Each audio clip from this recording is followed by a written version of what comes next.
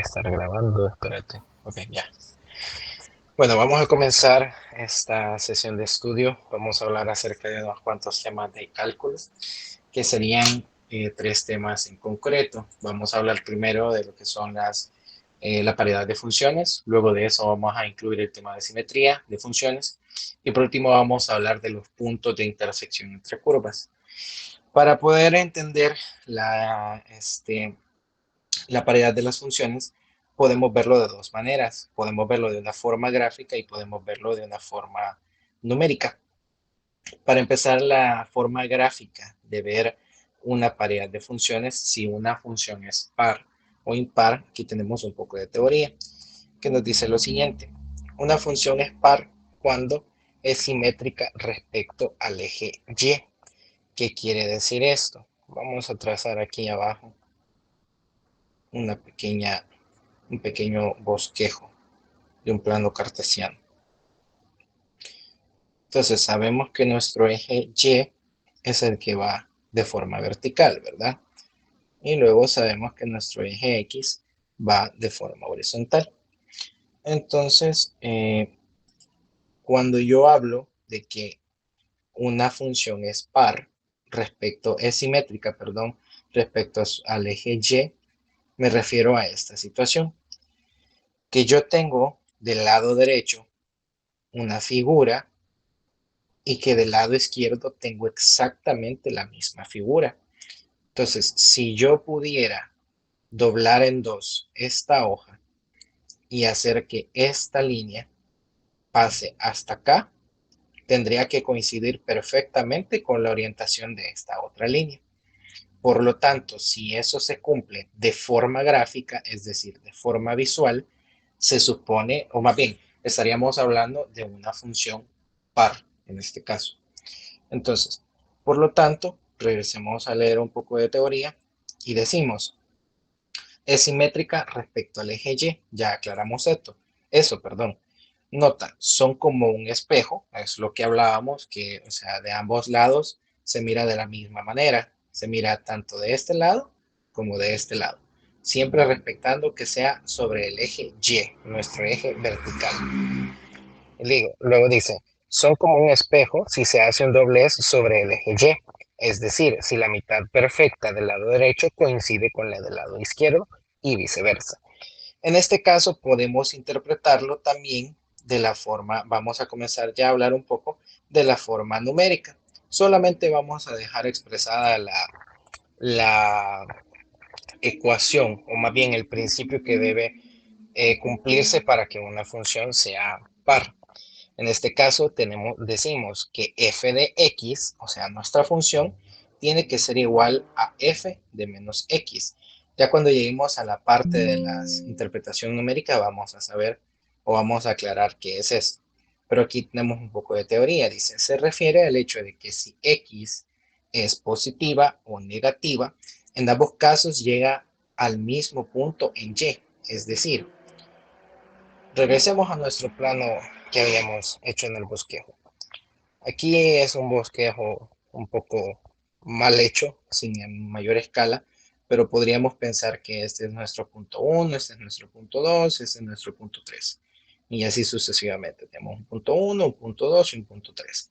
Entonces, nótese que de este lado, si yo viajo en X, me desplazo 3 unidades hacia la derecha, estoy desplazándome 3 unidades hacia la derecha, llevo a un mismo punto en Y, que decimos que corremos un punto hacia arriba, 2 puntos hacia arriba y un poquitito más. En este caso, vamos a decir que esto es un 2. Entonces, estamos hablando que llegamos a un punto llamado 3,2. Esto para una X positiva. Y en el caso de viajar 1, 2, 3 en el plano en una X negativa, estamos llegando a una X negativa, podemos viajar 1 y 2 espacios hacia arriba y aquí deberíamos encontrarnos con la gráfica, ¿verdad? Si la gráfica estuviera bien dibujada, en este caso es una parábola representando la ecuación simplemente x cuadrado. Tendríamos que llegar de una forma perfecta, pero respecto al bosquejo que está mal hecho en estos momentos, no lo podemos ver de esa forma perfecta. Pero ¿a qué se refiere esto precisamente? Que si yo viajo 3 espacios hacia la derecha o si yo bajo 3 espacios hacia la izquierda, siempre voy a llegar al mismo punto en Y. Siempre voy a llegar al mismo punto. En este caso sería un 2. Si yo viajo 4 espacios a la derecha, tendría que ser en este caso 1, 2, 3, 4, 5 espacios. Lo mismo de este lado. Vamos a contar 1, 2, 3, 4. 1, 2, 3, 4, 5. Vuelvo y repito, aquí por el caso de que la gráfica está mal dibujada, pues no llegamos a tocar la parábola en sí, pero tendría que cumplirse este hecho. Ya vamos a graficar más adelante en la herramienta GeoGebra para que podamos ver cómo se cumple eso ya en norma. Pero en estos momentos lo importante es saber que a eso nos referimos cuando hablamos de esa teoría. Entonces, regresando otra vez a la teoría que tenemos escrita, vemos esta aclaración. Entonces, respecto a las funciones pares, vamos a hablar ahora acerca de las funciones impares. La función impar es simétrica respecto pero a su origen. ¿Qué significa esto? Que si yo tengo, por ejemplo, vamos a regresar otra vez a nuestro plano cartesiano, un poco mal dibujado, pero si yo tengo, por ejemplo, lo siento, si yo tengo, por ejemplo, una función cúbica que está más o menos dada por un gráfico como este, si yo tengo algo más o menos así, vamos a dibujarla mejor. Si yo tengo algo de esta manera y yo quiero trazar una recta que me corte la gráfica, en este caso lo vamos a hacer así, esta distancia que hay entre este punto y este punto debe ser exactamente la misma distancia que hay entre este punto y este punto. Es decir, que toda esta área es simétrica. Este espacio, esta como abertura entre la recta que se traza y la gráfica, el paso de la gráfica, tiene que ser exactamente igual a esta abertura de la gráfica y a esta recta que la corta. Entonces, lo mismo tendría que aplicar si tuviéramos otro tipo de función como esta. Vamos a eliminar esta línea y vamos a ver. Vamos a desplazarlo un poco más, si podemos así. Y si tuviéramos una línea de esta manera, vamos a hacerla con la herramienta precisa. Y lo vamos a desplazar un poco, así. Entonces, esta misma área tiene que ser igual en ambos lados cuando esta recta corta. Entonces, regresamos a la teoría y aclaramos que nos dice, una función impar es simétrica respecto a su origen, es decir, respecto a donde parte. Su origen en este caso sería 0,0 en esta ocasión. Tendría que ser 0,0. Si la gráfica estuviera dada más o menos con un desplazamiento como este, tendríamos un origen más o menos por acá. Y si trazamos esa recta que corte por el origen, debería ser igual el espacio que hay entre esta curva, esta recta y el origen, y este otro espacio. Tendría que ser exactamente igual. Y luego tenemos que se refiere bueno, hablamos también de la ecuación que nos define esta función. Entonces decimos, esta imparidad, perdón. Decimos que f de menos x, a quien ya habíamos nombrado antes en las funciones pares, f de menos x tiene que ser igual a menos f de x.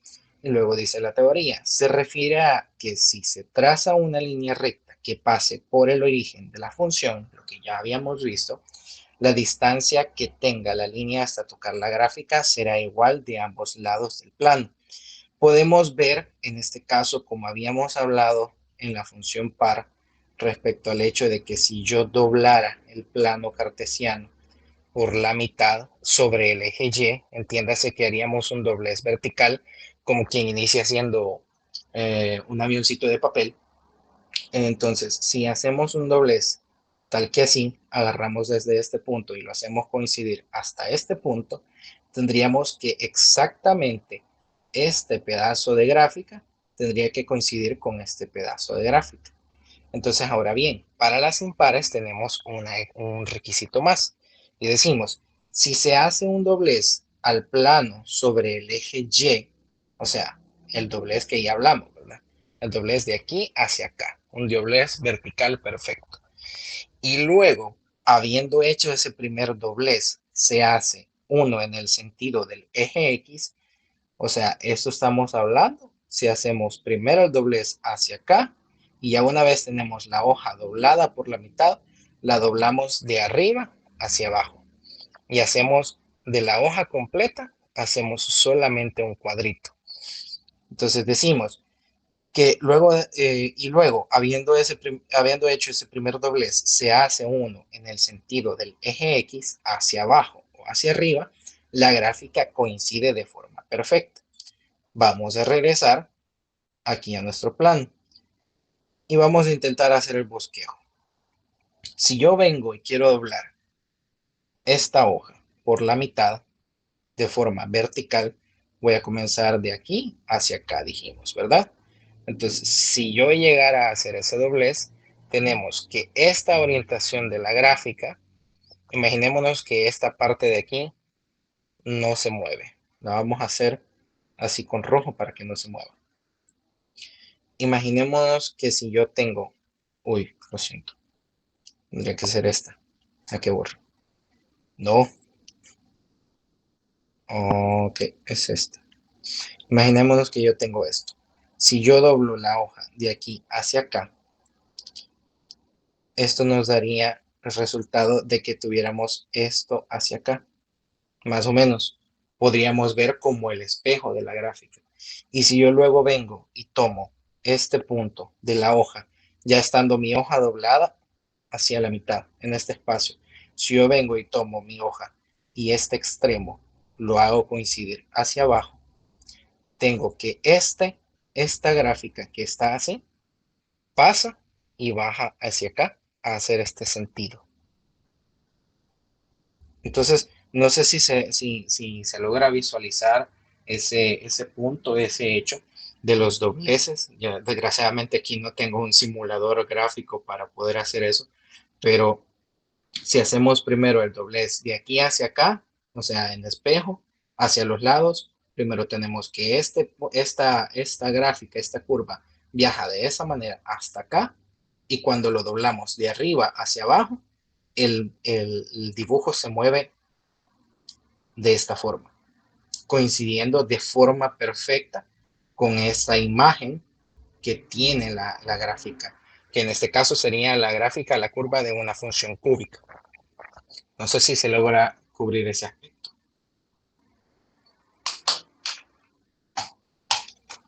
Entonces, esperando que eso quede en claro, esta situación respecto a los dibujos o a los dobleces en la hoja, pasamos ya a la interpretación un poco más tangible. Podríamos hablar acerca de la interpretación numérica. Antes de eso, vamos a cubrir este punto nada más, que estamos hablando también de una función sin paridad, porque puede existir que hayan funciones impares, que hayan funciones pares, pero puede existir también que hayan funciones que no sean ni una ni otra. Entonces, para esto aclaramos, no es par respecto a nada, por lo tanto, tampoco es impar. Entonces, nota si se intentan hacer los dobleces antes mencionados, no coincidirán de forma perfecta con su otra mitad. Es decir, no vamos a poder ver en ningún sentido, de ninguna manera, que las gráficas coincidan, que sus imágenes respectivamente coincidan con nada. Ese tipo de funciones se las conoce sin paridad. Entonces, bien, vamos a pasar ya a la interpretación numérica. ¿Qué es esto de la interpretación numérica? Teníamos estas dos notaciones dadas, que era f de x, que hablamos que f de x es nuestra función original que nos dan, tiene que ser igual a f de menos x. Esta condición se cumple para las funciones pares. Entonces, en este caso hablamos, tenemos una f de x, que sería x al cubo más 2. Y aquí tenemos que comprobar si esta función es par. Entonces, como decimos, si es par, tendría que ser, perdón, eh, o no, esta es la comprobación del impar, perdón. Vamos a pasar primero a la par, lo siento. Hablemos de esta primero. Tenemos esta función que es x al cuadrado. Y decimos que si es par, se tiene que cumplir el hecho de que f de x sea igual a f de menos x. ¿Qué es f de menos x? Bueno, en este caso vamos a reemplazar todas las x que veamos en nuestra ecuación, en nuestra función, perdón, por una menos x. En este caso, tendríamos que reescribir las x como menos x. Entonces podríamos comenzar y decir f de menos x es igual a paréntesis, como para dejarlo indicado, menos x al cuadrado, que es justamente lo que hemos hecho aquí. Entonces, si nosotros elevamos una potencia, un número o una variable al cuadrado o a un número par, vamos a tener algo como esto. Estamos diciendo que tenemos menos x por menos x. ¿Y eso a qué es igual? Operamos signos, en este caso menos por menos, eso sería más. X por X, decimos que es X al cuadrado. Cuando una expresión es positiva, normalmente no se escribe el signo más. Entonces, en este caso tenemos que la condición se cumple. La condición de que f de x sea igual a f de menos x. Entonces, por lo tanto, sí estamos cumpliendo la condición, así que podemos determinar que sí es una función par. Si no me hubiera dado ese resultado, si por ejemplo me hubiera dado, pues todo lo contrario, me hubiera dado un menos x al cuadrado, en algún dado caso, estaríamos diciendo de que no es una función par, estaríamos hablando de una función que no tiene paridad. Habría que evaluar si podría cumplir las restricciones o el hecho de que sea una función impar para decir, ah, ok, no es par, es impar. Pero tendríamos que hacer las averiguaciones correspondientes, ¿verdad? Para continuar, vamos a ver la función impar. Vamos a determinar si es impar. Entonces, en este caso, estamos hablando de esta condición. Si es impar, tenemos que cumplir el hecho de que menos f de x sea igual a f de menos x. Nótese que siempre estamos evaluando con una x negativa adentro de la función. ¿Qué es esto de menos f de x? Menos f de x no es otra cosa que la contraria de una función. En este caso tenemos que esta notación, esta función, x al cubo más 2. Por lo tanto, decimos que menos f de x estaría dada de la siguiente manera. Básicamente es lo contrario. Menos x al cubo menos 2. Es completamente lo contrario que tenemos de este lado. Entonces, la condición aquí es que menos f de x se parezca o sea igual más bien a f de menos x. Entonces, venimos y en la función original, nótese esto, es muy importante notar esto, que en nuestra función original f de x es igual a x al cubo más 2, la vamos a tomar y vamos a decir, vamos a evaluar la menos x adentro de esa función.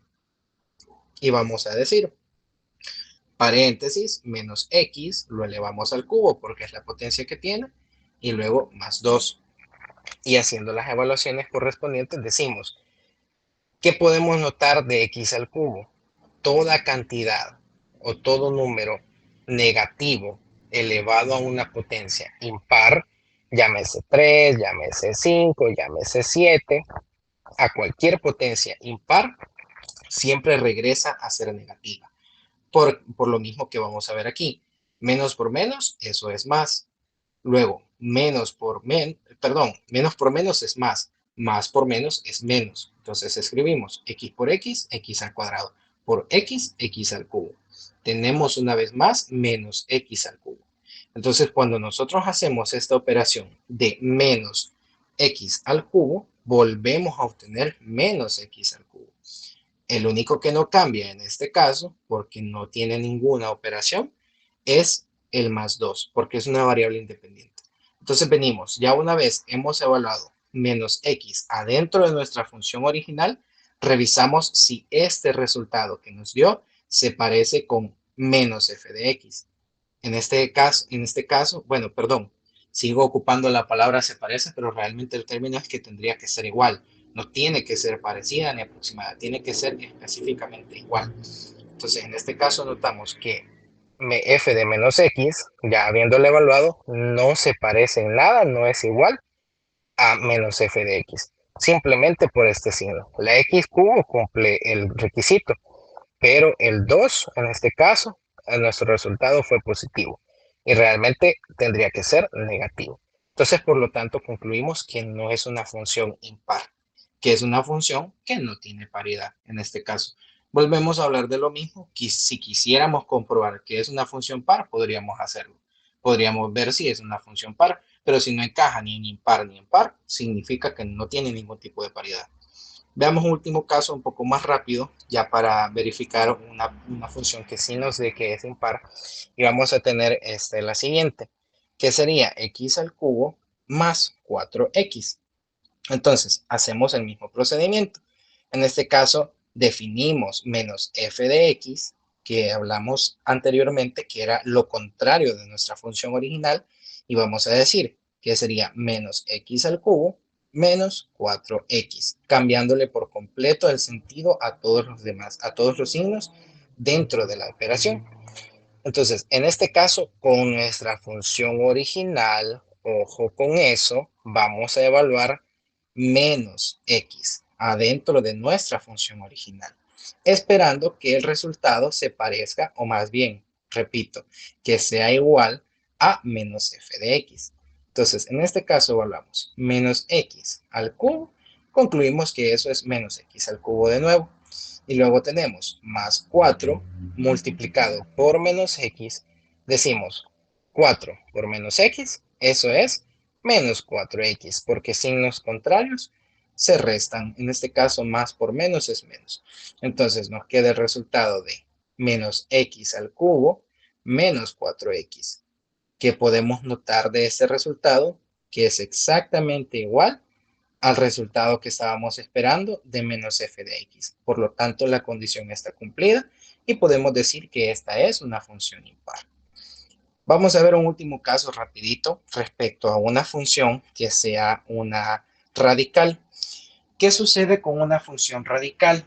En este caso vamos a comprobar si la función es impar. Vamos a revisar que f de menos x sea igual a menos f de x. Pero ¿qué sucede con la función radical? En este caso no le vamos a cambiar el signo a lo que está dentro de la raíz. Es decir, al radicando no le vamos a cambiar el signo. Simplemente lo que cambia de signo, en este caso tenemos una raíz cúbica que sería positiva, solamente la raíz la vamos a dejar expresada como si fuera una raíz negativa, o en este caso como que si estuviera restándole a la raíz. Entonces, vamos a decir que esta es nuestra menos f de x. Entonces, bien, venimos y decimos que esperamos que al evaluar menos x dentro de nuestra función original, consigamos un resultado exactamente igual a menos f de x. Entonces venimos y evaluamos y decimos, dentro de nuestra función original sustituimos todas las x por una menos x y decimos menos x al cubo menos, que es el menos de nuestra función original, digamos un menos de fórmula, menos x, porque es la que estamos sustituyendo la x por menos x. Entonces aquí operamos. Menos x al cubo sigue siendo menos x al cubo. Menos por menos, eso nos da más. Entonces, aquí podríamos aplicar esta regla de agrupación de agrupación de expresiones. Podríamos decir que podemos agrupar dentro de un paréntesis x al cubo menos x y sacar el número, o bueno, en este caso el signo, para que multiplique a todo el radical. Y la regla es que si yo tengo algo que me está multiplicando, en este caso el negativo me está multiplicando a este radical que está adentro, perdón, a este radicando que está adentro, yo puedo pasar este signo hacia afuera de la raíz. Entonces, por lo tanto, podemos decir f de menos x igual a menos raíz cúbica de x al cubo menos x. Por lo tanto, tenemos un resultado exactamente igual que nuestra función menos f de x. con un signo adelante. Entonces, concluimos que sí, en efecto, es una función impar. Entonces, con esto estaríamos abarcando ya el tema de la paridad o de las funciones o la no paridad de las funciones, en cuyo caso no existiera algún resultado para las funciones si es par o si es impar. Dijimos que no es ninguna de las dos, que pues simplemente no tiene paridad. Ahora, respecto a la simetría de las curvas, perdón, la simetría de las funciones. La simetría de las funciones está dada por el simple hecho de que si una función, habíamos hablado de esta manera, con este plano, entonces vamos a hacer un pequeño corte. Entonces, podemos decir, en este caso, tenemos una función aquí representada, una función cúbica, y tenemos una función cuadrática. Ambas, una representa una función par y la otra representa una función par. Vamos a ver primero el caso de la función cuadrática, que sería nuestra función par. En este caso, dijimos que es una función par por el simple hecho de que si nosotros hacemos un corte sobre todo el eje Y, podemos tener el mismo resultado de ambos lados. Nótese que aquí ya tenemos una escala más centrada, más exacta. Entonces, si yo subo un punto en X, llego a un punto en Y. Si yo subo 2 puntos en X, llego a 4 puntos en Y. Si yo subo 3 puntos en X, llego a 9 puntos en Y. Entonces, en este caso podemos ver la misma figura del lado inverso, del lado contrario de los negativos en X. Menos 1 en X, 1 en Y, menos 2 en X, 4 en Y y así sucesivamente. Entonces podemos concluir que en este caso estamos hablando de una función par. Entonces, respecto a la simetría, partamos del principio básico que la simetría se refiere a que algo, si se parte por la mitad o si se le hace un corte, de ambos lados queda exactamente lo mismo, la misma proporción de figura, la misma cantidad, lo que sea. El punto es que de ambos lados es igual. Ese es el requisito para que algo sea simétrico. Pero en este caso tenemos dos tipos de simetrías. Tenemos la simetría par y tenemos la simetría impar. Entonces, estamos hablando básicamente que si la función cumple con el requisito de que sea par, como en este caso vemos que la función x al cuadrado es una función par, automáticamente estamos hablando que esa es una función simétricamente par. Es decir, ya cumple con el hecho de que es simétrica por el simple hecho de que cumple con el requisito de ser par. Vamos a hablar ahora de la función impar, que en este caso tendríamos que usar la función cúbica. Perdón. Vemos en este caso representado el hecho de que si hacemos primero, como habíamos dicho, el doblez desde este punto hacia acá, imaginándonos como una hoja de papel, si hacemos el doblez desde derecha hacia izquierda, podríamos ver la gráfica representada en este sentido, más o menos describiendo la trayectoria que lleva el puntero de mi mouse en este caso. Y si luego venimos y desde arriba hacemos el doblez hacia abajo, esa gráfica que hemos dibujado imaginariamente tiene que coincidir con esta misma. Entonces, por lo tanto, estamos hablando de que es una función impar, entonces cumple con el requisito de ser simétricamente impar, porque tiene la misma proporción de ambos lados. Ahora, si yo quisiera averiguar si esta función es simétricamente par, concluiríamos que no lo es. ¿Por qué? Porque para empezar no cumple el hecho de ser una función par. Por lo tanto, no cumple el hecho de ser una función simétricamente par, porque pertenece a las impares y por lo tanto es simétricamente impar.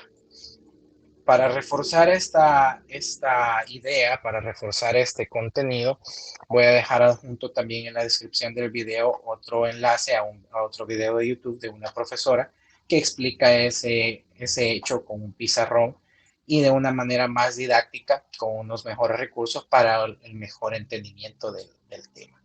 Entonces, con eso en este caso concluimos ya con la parte de la paridad de las funciones y de la simetría de funciones para pasar al siguiente tema, que sería las intersecciones entre curvas.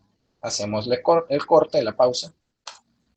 Bueno, y llegamos al tema de la intersección entre curvas, que esto es básicamente entendiéndose de la siguiente manera. Cuando yo tengo dos funciones dentro de un mismo plano cartesiano, en este caso podríamos estar hablando, por ejemplo, de una función seccionada, en la cual tenemos en un mismo plano cartesiano más de una función. Vamos a suponer que en este caso tenemos una función cuadrática, una función x al cuadrado, tal cual. Y luego tenemos, por ejemplo, también una función lineal, que esté dado por x más 7 o un x más 4, algo por el estilo. Algo que va a pasar por un punto en x y que va a tener desplazamientos verticales 7 unidades o 4 unidades, cualquier punto. Lo que me interesa a mí saber de este tema, en este caso, es dónde, en qué puntos se cortan las gráficas. En este caso, a simple inspección, podemos ver que la gráfica se corta en más de un punto, se corta en dos puntos, una con la otra.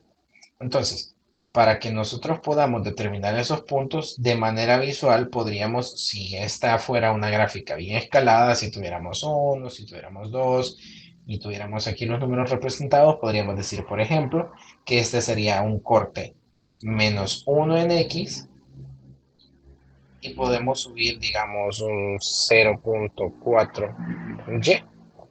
Entonces, ese es mi primer corte. Aproximadamente si tomáramos la escala de este plano, ¿verdad? Y entonces para el otro punto podríamos decir que más o menos un, que un 0,7, un 0,65, por ejemplo, por decir algo, perdón, un 1,65 porque nos desplazamos una unidad y luego es más o menos como 0,6 unidades del plano, de ese espacio. 1,65 en X y luego 1, 2, y aquí más o menos un poquito, podríamos decir un 2,09, un 2,1 en Y. Y ese sería ya nuestro otro punto de corte. Eso si lo vemos a simple inspección. Pero si yo quiero conocer, y si por ejemplo el gráfico no está escalado, como en este caso, si yo lo quiero conocer de manera numérica, si yo necesito hacer las operaciones, las vamos a hacer de la siguiente manera. Vamos a eliminar todo esto, este pequeño trazo que hemos hecho, y vamos a comenzar a resolver. Vamos a tener dos ecuaciones de la siguiente manera.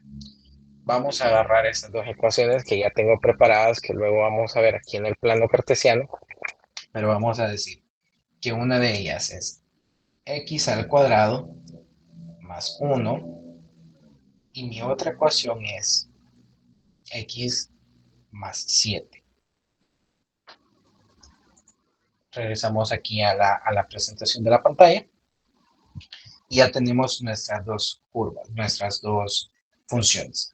¿Qué vamos a hacer en este caso? ¿Cómo vamos a encontrar esos puntos de corte? Vamos a hacer lo siguiente. Vamos a tomar nuestra función f de x y nuestra función g de x y las vamos a igualar. Y vamos a decir x al cuadrado más 1 es igual a x más 7. Una vez tenemos toda esta igualación, vamos a trasladar términos. Pasamos lo que tenemos de un lado, lo pasamos al otro. En este caso pasamos x al cuadrado más 1 menos x, lo siento, más 7. Todo esto sería, perdón, menos 7.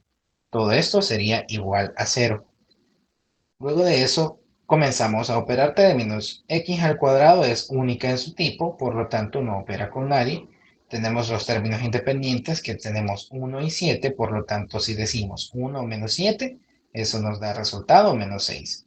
Y luego tenemos esta X que es única en su tipo. Tenemos una X de grado 1. Entonces, ahí por el orden vamos a escribir solamente menos X y luego menos 6. Y con esto tendríamos una función cuadrática, digamos, con su forma general. Podríamos factorizar en este caso simplemente encontrando dos números. Vamos a ver si es posible encontrando dos números que multiplicados me den el valor de menos 6 y que sumados o restados me den el valor de menos 1. Entonces, venimos y decimos x menos, tomamos el primer signo del primer término, cerramos el paréntesis, x, y luego el segundo signo va a ser la multiplicación del primer signo del primer término por el segundo signo del segundo término, que en este caso sería positivo porque menos por menos nos da más.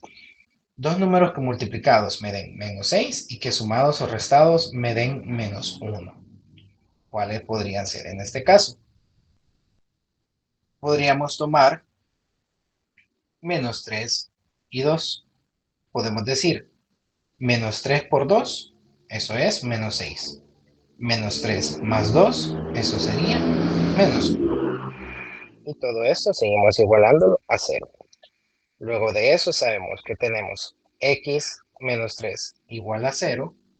Vamos a hacer un poquito más a la izquierda. Y x más 2 es igual a 0. Esta rayita simplemente la hice para anotar una división, no crean que es otra cosa. Entonces, si despejamos términos, podemos decir que x es igual a 3 y x es igual a menos 2. Ya una vez que tenemos estos dos valores de x, vamos a hacer lo siguiente. Tenemos dos puntos de corte en este caso. Estamos notando que en dos puntos las gráficas se cortan porque nos están dando dos valores de x, la igualación de las funciones. Entonces, en este caso, vamos a decir que tenemos un primer punto dado por el valor de cuando x sea 3, algo en y luego vamos a decir que tenemos otro punto dado en x de menos 2 con algo en y también. Ese algo lo vamos a encontrar en estos momentos. ¿De qué manera? Vamos a venir y vamos a agarrar cualquiera de las dos funciones que tenemos. Nótese que esto también lo podríamos hacer con n funciones si yo tuviera una h de x y luego una l de x, por ejemplo, o cualquier otro tipo de función que yo tuviera, en cualquiera de esas funciones, si se cortan entre ellas, si hay puntos de corte entre ellas, yo puedo venir e introducir cualquiera de estos valores en x dentro de cualquiera de estas funciones y me tienen que dar exactamente los mismos puntos.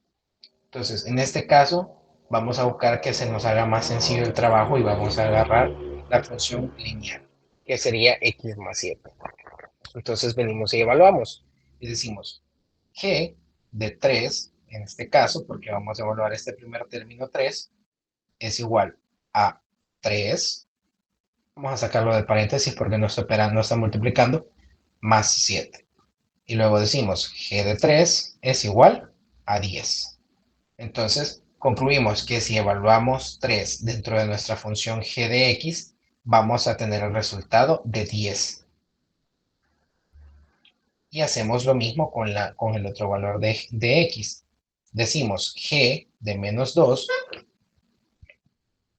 es igual a menos 2 más 7. G de menos 2 va a ser igual a menos 2 más 7. Eso nos da 5. Por lo tanto, concluimos que el otro punto de corte tendría que ser en menos 2,5. Vamos a ir a la gráfica de GeoGebra. Entonces, habíamos encontrado los dos puntos 3,10 y menos 2,5. Si nosotros nos ubicamos en el plano, buscamos 3 en X, que estaría dado de este lado, y subimos a buscar 10 en Y, que nos encontramos justamente con este punto, 3,10. Y luego buscamos el otro punto, que tendría que ser menos 2 en X, que recorremos de esta manera, y subimos 5 valores en Y. Aquí está nuestro otro punto de corte. Y así podemos satisfacer de manera numérica y de manera gráfica los puntos de corte que hay entre las gráficas. simplemente igualando las funciones una con otra y despejando los términos de x. Y bueno, en resumen, eso sería todo por los temas de autoestudio que vamos a estar viendo en esta ocasión. Espero haya quedado claro cada uno de los temas. Nótese que hemos utilizado ejemplos o ejercicios de las guías que tenemos de cálculo diferencial en estos momentos para que, para que el estudio sea lo más entendible posible. Cualquier duda o necesidad que tengan pueden hacerlo saber en los comentarios. Eso ha sido todo. Feliz día.